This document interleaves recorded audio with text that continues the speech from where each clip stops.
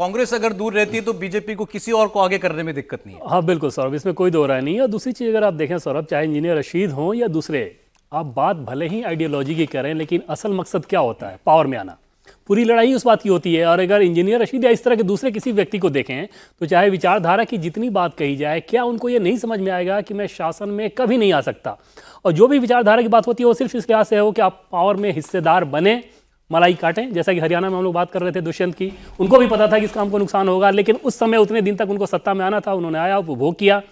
जम्मू कश्मीर में भी यही हो सकता है। एनसी के लिए उमर अब्दुल्ला के लिहाज से निश्चित तौर पे बहुत बड़ी चुनौती होगी अगर वो साथ आए तो, लेकिन उसके लिए देखिए कश्मीर वैली का वोट शेयर भी जो है axis by India exit poll का, वो अब सामने आ चुका है। आपके सामने चल रहा होगा स्क्रीन पर आपके।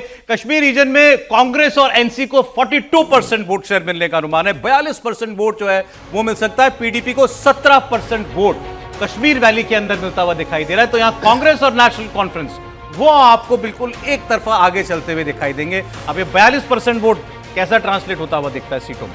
47 सीटें कश्मीरी। जैसे कि उम्मीद है कि वैली में जो रुझान है कि एनसी जो है वो लार्जेस्ट सिंगल पार्टी जो है इमर्ज करेगी, तो मुझे लगता है कि वही रिफ्लेक्ट कर रहा है कि एनसी जो है वो वैली से लार्जेस्ट सिंगल पार्टी जो है वो इमर्ज करेगी।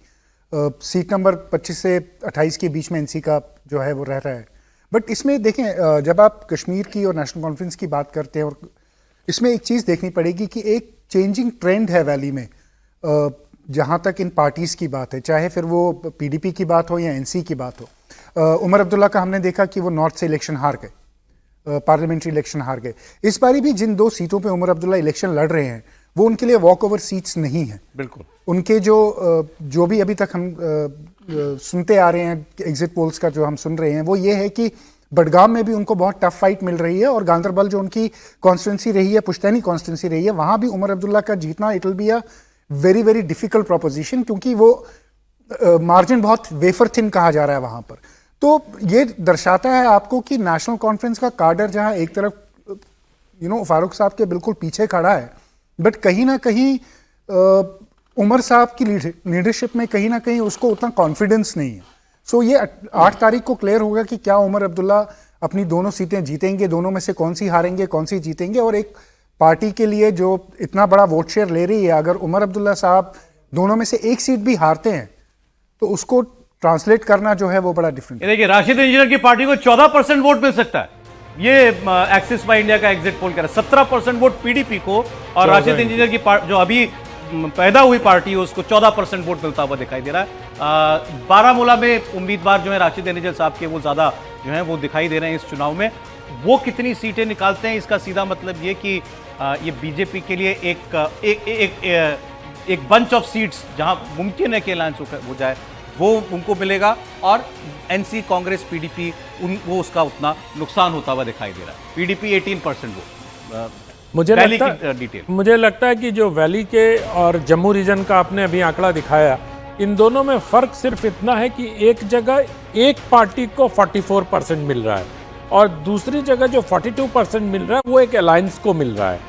तो अलायंस में ये थोड़ा बाइफरकेट करना मुश्किल होगा कि किस पार्टी को कितने वोट परसेंटेज मिल रहे हैं। मुझे लगता है एनसी को वहाँ एडवांटेज है, क्योंकि कांग्रेस और एनसी मिलकर चुनाव लड़ रहे हैं, तो दोनों को में किसके वोट शेयर ज्यादा होंगे। मुझे लगता है कि कांग्रेस वहाँ दूसरे नंबर पर, अलायंस सीटें भी कम, लड़े भी कम है, उन्होंने जम्मू पर फोकस करना था जो उन्होंने किया नहीं।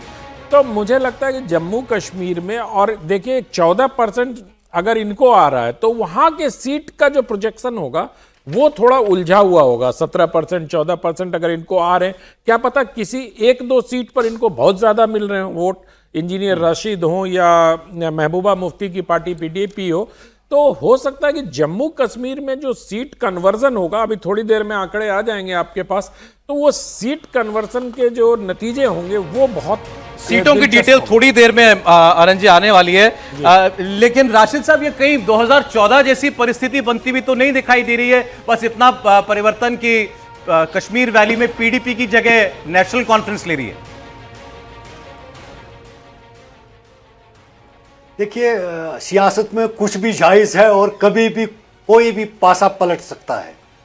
मैंने पहले भी अर्ज किया है कि जहां तक नेशनल कॉन्फ्रेंस का ताल्लुक है, अगर फारूक अब्दुल्ला साहब पे छोड़ा जाए तो वो एक सॉफ्ट कॉर्नर रखते हैं मुल्क के हवाले से। वो कैटेगोरिकली कहते हैं कि मैं हिंदुस्तानी हूं और वो उसके सामने बीजेपी और कांग्रेस एक जैसी है।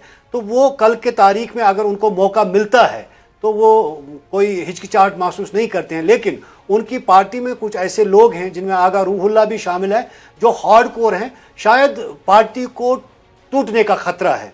उन हालात में भी बीजेपी बहरहाल कामयाब हो सकती है।